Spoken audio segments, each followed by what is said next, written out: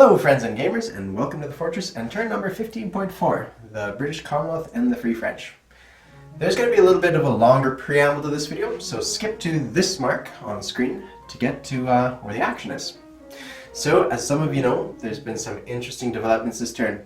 The Axis haven't done too much. They've reinforced their positions and done some interesting maneuvers, but there has been a major battle occurring. As you know, I've been naming some of my major battles after people, mostly my major victories, or thus far it's been just my victories that I've named after individuals, subscribers and commentators, leaving the defeats to be named by my opponents if they so choose to do so.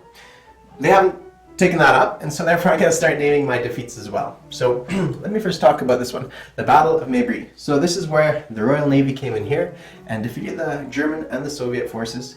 And we were very, very lucky to win that fight. You know, when the German forces had two carriers here before, when there's a little bit of confusion, we would have won that fight with just a small margin of safety, 2 or 3 ships. And then when those carriers got replaced for cruisers, well, that would have been a coin toss, and it would have been difficult to win that one. And we won that one quite handily, all to the luck of the fickle dice. So positioning or not, I position things in there, but the dice tell their own tale. And the dice really are is like when all plans fall awry when battle is engaged. So I was very lucky in that fight and managed to squeeze out a victory, which is fantastic. So it was a glorious victory for the Royal Navy, and I'm going to name it after this fantastic gentleman, Trig Maibri. Now, you may remember in my previous video I actually covered this, but I wanted to do it again because there were some errors in the last video. I had to re-upload it and such. So Trig Maibri is a very respected member of our community, not just on my channel, but on Panzer King's and Hilltop Pillbox's channels as well. We've really come to really look forward to and respect their opinion, their battle reports. I call him my personal aide-de-camp, or our aide-de-camp, because he's just been such a trustworthy fellow to really watch out for, the rules guy just to really watch out for. Now, more times than not, he ends up being right on the rules too, so it's just fantastic to have his eagle eyes looking over our moves and our battles and such, and to see what's what. So, the Battle of Maibri, that's that one right there. I'm going to name this defeat in London, I'm going to name it after my good friend, Panzer King. So that battle will be called the Battle of the King.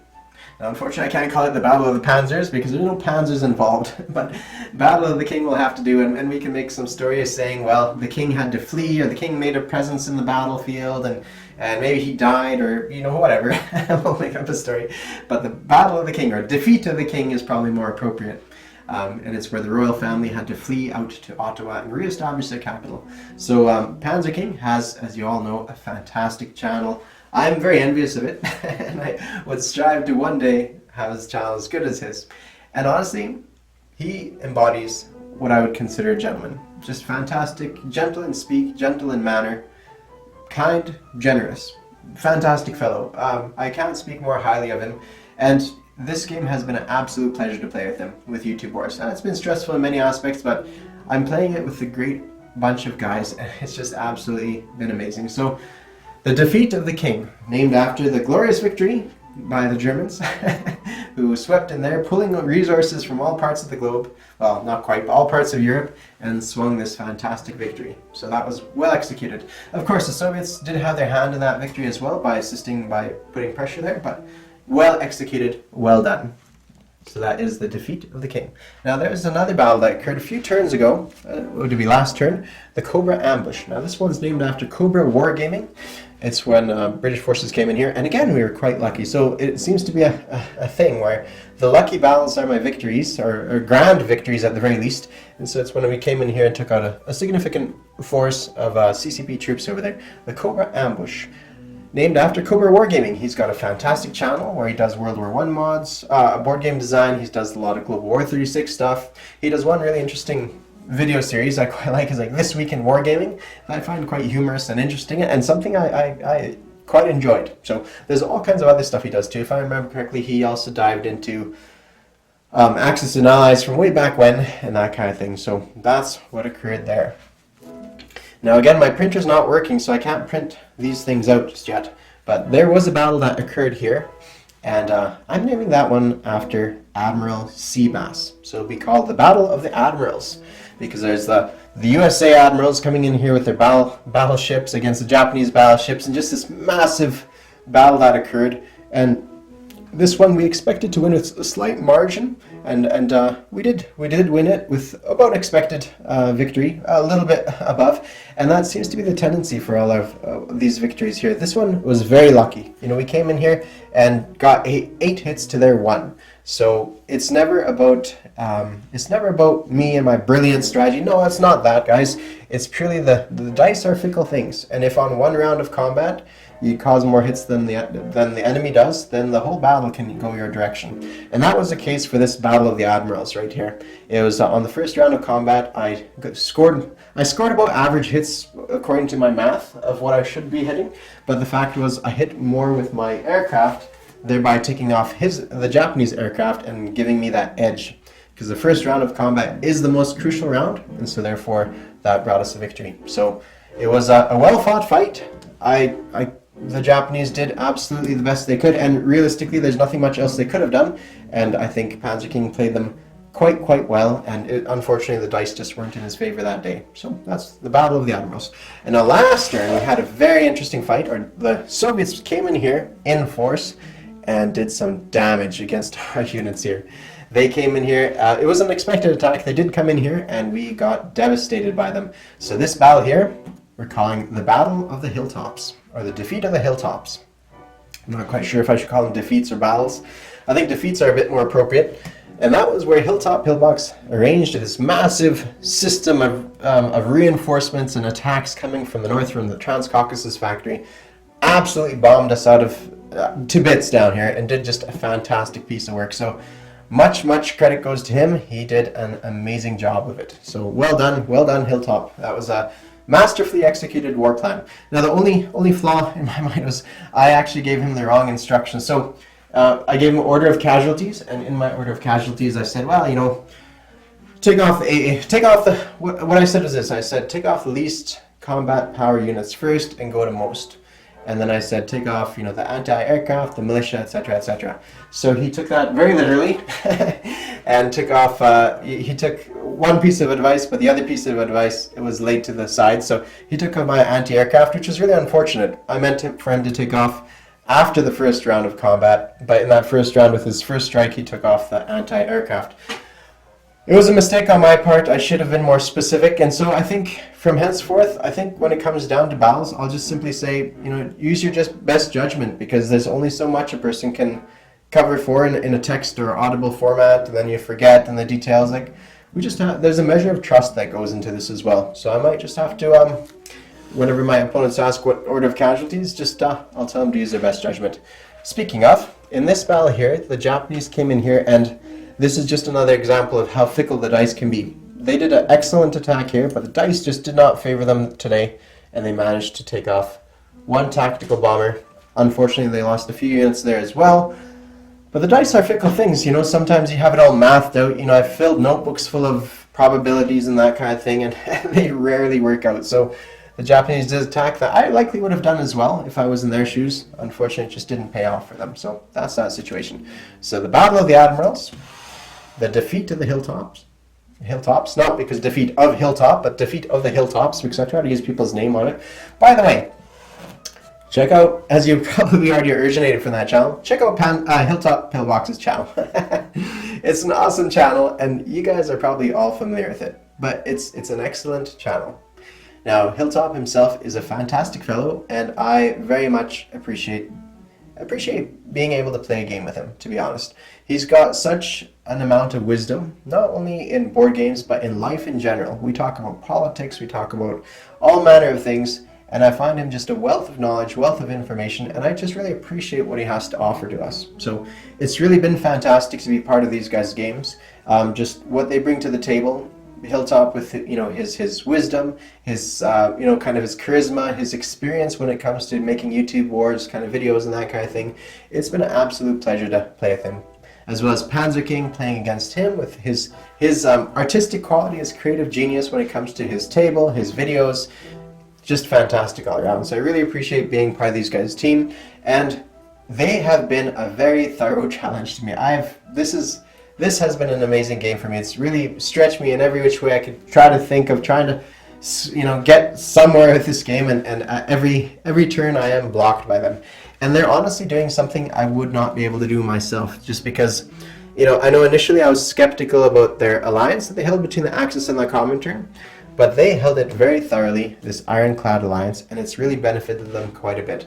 Now for me, just because of my nature, I would probably see some sort of short-term gain that would be advantageous to break the treaty. But for them, they held on to this long-term treaty that's really benefited them and really carried them to the very end of the game. So a well-executed collaborative strategy between the two of them that has just reaped many benefits. So they have done fantastic work all across the globe, from the CCP to the Middle East, Europe, and London.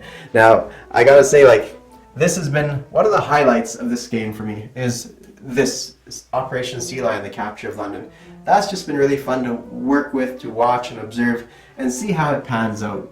Likewise, this big battle in the Middle East has been, it's been amazing to see as well, too, how it all works out. So, great stuff all around. I'm really enjoying myself all over the place. Though I am losing, I'm still having loads of fun, being pushed on all sides, trying to hold out, trying to make do with what resources I have.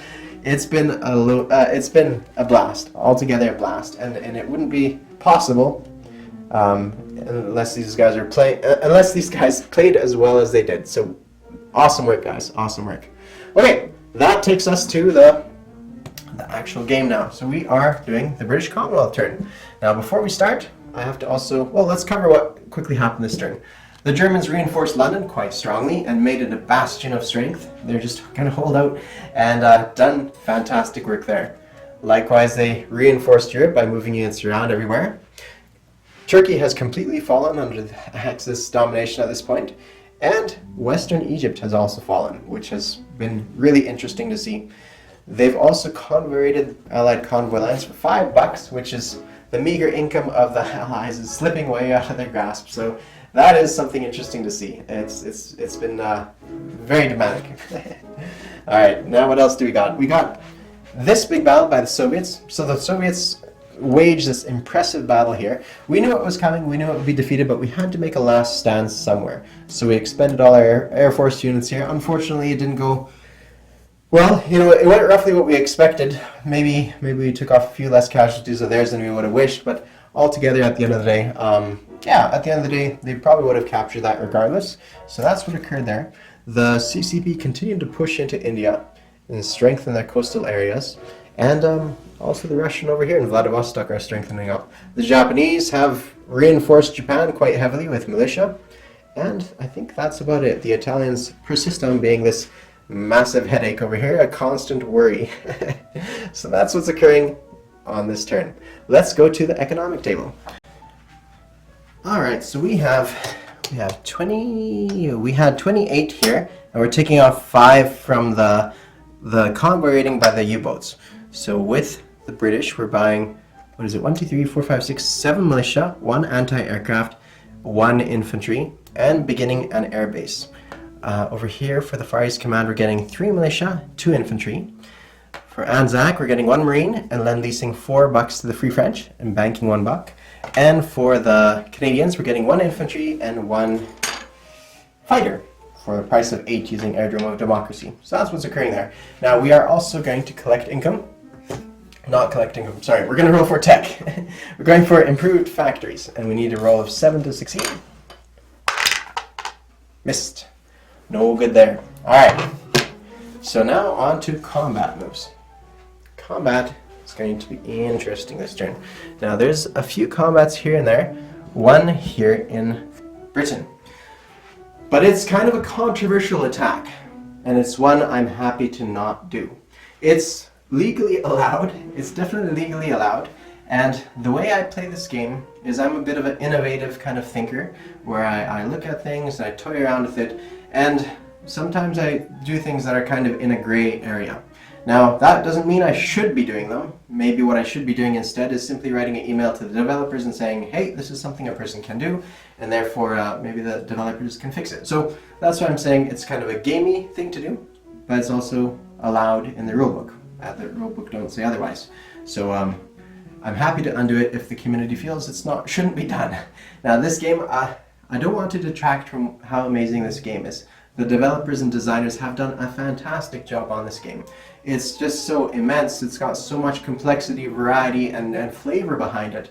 And the more variety you add to it, the more potentials there are for little gray areas that sometimes you don't know if they're included or if they're just kind of, an oversight. So this is version 3 of the rules. Maybe by version 4, things will be, well, I'm sure things will be even better as each time goes by. Okay, so what we're doing here is we're doing an attack here into London. But what we're going in there is kind of gamey, like I say, so I'm happy to undo it. We're attacking only with 2 anti-aircraft and 1 infantry. Basically, since the anti-aircraft target only aircraft, so therefore we have the potential of taking out some very high value units in that round of combat. And the infantry is there only to absorb that hit from this fortress, is basically the idea behind that. So again, gamey, happy to not do it if people feel that's a bit too crazy. So that's 1 attack. Now I'm making an attack here. I have here the British fleet in Aden, in Sea Zone 83, so it's coming over here. Now that is, I'll show you guys later what that is, but they're coming there with 2 transports, basically, and one of those transports is actually loading up 2 infantry and dropping them off in eastern Egypt, so kind of amphibious assault, as well as this infantry there. Now that means that there's going to be, there's 1 infantry doing a walk-on. Actually, you know what? All 3 of them are going on board the transports and dropping amphibiously there. That's what they're doing. So that way 3 battleships can fire at 4, I think, preemptively. So that's an attack right there. Now what else? We are doing an attack with these strat bombers. Now these strat bombers, I was talking with Hilltop, and I was so I was asking, okay, these strat bombers are going to go bomb this factory in Transcaucasus. That's what's occurring there. Now I talked to Hilltop about this airbase here and about that fighter and if he's going to intercept, but honestly that was a miscommunication on my part. I misspoke, and I did say I'm going to southern Iran, but I misspoke. I meant Transcaucasus. So that's all I meant to say. Transcaucasus is where those go to bomb that factory. So I'm going to give him the option. I'm going to roll for this.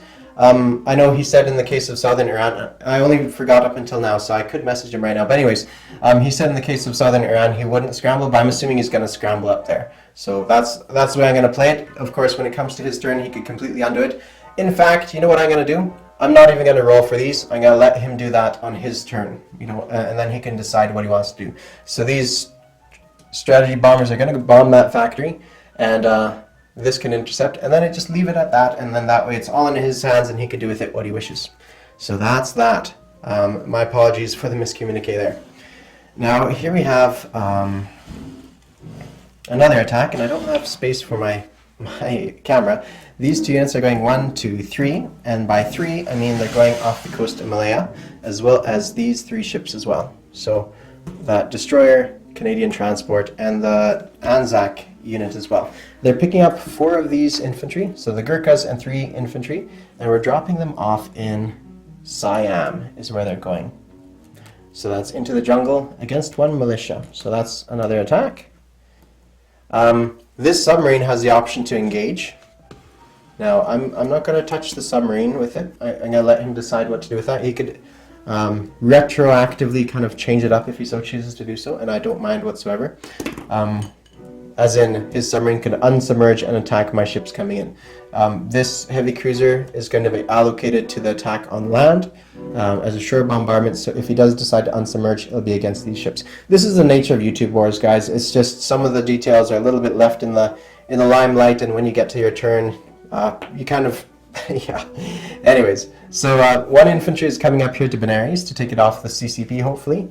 And this tactical bomber is going to assist in the attack here and attack Siam as well. So that's what's occurring there. So that's 1, 2, 3 attacks thus far. And I think that's about it for attacks. One last thing I'm going to throw into this fight is this Anzac aircraft is going 1, 2, 3. The reason I'm saying 3, 4, 5, it's actually going on its way to Calcutta. So I'm not sure if this Anzac aircraft can go here because we're not engaging that. But basically combat moving through this going to go land there. That way, if the submarine unsubmerges or whatever to engage my ships coming in, then they have that option. This aircraft will be in there. Now again, this I'm not quite sure about that because you're kind of moving units here in anticipation of fighting. So maybe it'll happen in the non-combat movement. And then that's kind of a weird little part of the rules where can you send aircraft if they're actually not engaging in combat? Can you just kind of do a flyover and that kind of deal? So that's the scoopage right there. So yeah. Right on, right on. So those attacks, and I believe that is it. Oh, well, I guess we're doing, yeah, that's it. So that's it for our combat. And so we will start with, we'll start this one since we have our camera here. Not the submarine, but we're going to start with Siam. So Siam, we're going to have amphibious landing with our heavy cruiser is going to support that attack. And so I believe that's your roll of a 2, but let me just quickly double check that. Just so I'm not making too many mistakes. I already feel like I've made a couple mistakes here, especially in regards to communication. Yeah, it's at a 2. So roll of 2 against that militia. What do you know? Success. Alright, we got lucky again. We're extraordinarily lucky with this. It's kind of harkens to Hilltop when he was very lucky as a CCP and successful with all of his alignment rolls. So that's pretty nice. So we captured Siam. And our income goes up by 1 for FEC. So we're sitting at 9 for now. We'll bump that up to 10 after capturing Benares back. So we're now sitting at 10. And that means that the Japs go down 1 and the CCPs now I have them at 18. So I hope that's correct. Now, this attack here in Transcaucasus is against that factory. So the only units that can respond is this fighter in kind of an interception round of combat against these 2 units. So this would be rolling a 2 and that a 1, and this would be at a 3. And then after that interception round, we take off casualties, and then we deal with the factory. And it gets 2 dice rolls at 3 against these ones. So that's the scoopage with that. Okay, now this attack is next. So that will be a little bit easier because we have 3 battleships rolling at, I believe it's a 4. Yeah, I believe it's a 4. Let me double check that again too, just to make sure I'm all good. Yeah, it's a 4. So here we go. Miss. All 3 battleship miss. So the dice have turned. Okay, so now I'm going to do my 3 infantry, and I'm going to do, I'll grab a white dice here. We'll grab the white dice. Okay. 1 white dice as defender. Nothing on round 1, which is nice. Round 2, and we're all rolling. So I should say the infantry are rolling at 1s and the militia at 2. Round 2. So I have 2 hits there. So success, and we've recaptured Western Egypt. So that is awesome news. Now I will probably have to recalculate my income later on. I feel like I've lost a few things here and there, but yeah, Western Egypt is recaptured. So that is good news for us. What else have we got going on? So now there's this controversial attack going on right there. Now again, I'm absolutely happy to undo it if people think it's a bit crazy. It is within the confines of the rules, so that's kind of the understanding I'm going with. First of all, we have the first strike from the fortresses, and they'll be rolling at a 5. 1 hit, so we take off 1 of our infantry. That'll be this casualty, and now we have our 6 dice rolling at 3s. 2 hits. 2 hits against the fight aircraft, so that will be defender's choice. And now for the response. So I'm going to simply roll for 4 fighters. What's in that territory is these units here. So it's 4 fighters and 2 medium bombers. So here's 4 and 2 at 4. So 4 at 6 and 2 at 4. So success. They took off my units. So that is that. So Panzer King will have to decide what casualties he wishes to take off. So our net change was $11 taken off on our side and possibly $10 or $20 taken off of their side. So that's a fair exchange for us, I think. All right. That takes care of all our combats. And now we do our non-combat. So non-combat, we're moving this unit back. 1, 2, 3, 4, 5, 6. Yeah, it can make it all the way back. Next up we have this fighter is also landing there as well. So that's what's going on there. Now these strat bombers are staying there. We're not moving them anywhere. They just sit there. We have some units moving around here. And so this one is a bit iffy, and I actually haven't checked this on the rules, but this Anzac fighter is going 1, 2, 3, 4, and landing on that carrier. That's what's happening there. Now, I think that works. Don't quote me on it, but I'm pretty sure that works. And I'm sending these 2 submarines to here. We're not attacking, we're just moving into that territory, and that is it, that is all. Yeah, that's pretty much it on that end. Now, what else do we got going on? We're going to do some non-combats here. And 1, 2... We're going to move these units 1, 2 up to this position here. So that's off the coast of Portugal. What else do we got going on? I believe that's it. I believe that's it for our non... no, I guess there'll be some in Britain here yet. Yeah. 1, 2, 3. Yeah, I think we could do that. We're going to rail 2 units down here. And I think we could rail a total of 4. So I'm going to move all these units down to this position. And that is it. So Scotland is currently empty of troops. Just so we all know. Alright. Now we still have some movements happening here. Sorry for taking a little bit long with this one. I'm planning things out as I think. So these 2 units I'm going to send here. Yeah, these 3 units are going to go to Iraq. And down here in southern South Africa, I'm railing this fellow up here. So he goes to Belgian Congo. That's what's happening there. And I do believe that's it. I can't see anything else I'm missing. Let me double check here. Yeah, I think that's it. Okay, so that takes care of those guys. Now for the place unit phase, I'll start with this over here. So I'm going to be placing my FEC units. So I'm going to be putting down 1, 2, 3 militia here. I'm going to place at the factory. I'm going to place 1 unit, and in Hong Kong I'm going to place 1 infantry as well. That's on this tile here. So in Hong Kong I have 6, 7, 8 infantry. Yeah, 8 infantry there. All right. Next up, we have Anzac, since right here. So apparently I can place place ships without needing to have a factory slot. So I'm placing transport there and building a marine right there. So that's what's occurring there. And now we move on to Britain. So we'll start here. So Britain has, as you remember, 1, 2, 3, 4, 5, 6, 7 units, and beginning an airbase. So the airbase is going to begin construction here in eastern Egypt. 6, 7, 8, yeah. Actually, hold on. 1, 2, 3, 4, 5, 6, 7. Yeah, okay, that's where they go.